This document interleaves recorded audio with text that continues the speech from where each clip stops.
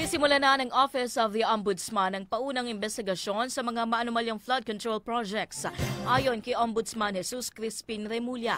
Para sa buong detalye narito ang ulat ni Carlene Latuna. Carlene! 5 kaso hinggil sa flood control project sa Bulacan at isa mula sa Oriental Mindoro ang gugulong na simula ngayong linggo. Ayon kay Ombudsman Remulla, sinusuri na rin ang iba pang issue sa flood control kabilang na ang restitution o pagbabalik ng mga pondo ng pamahalaan. Makikipagdialogoan niya ang Ombudsman sa Korte Suprema hinggil sa pagsasauli at sa obligasyon na dapat harapin ng mga sangkot sa anomalya. Maliban dito, iniulat rin ng Sandigan Bayan na gumagawa sila ng bagong rules para mapabilis ang investigasyon at ang paghahain ng mga kaso.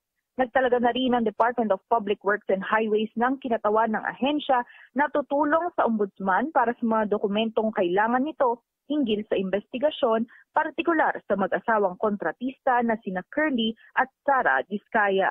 Carlene Latuna, Newsline.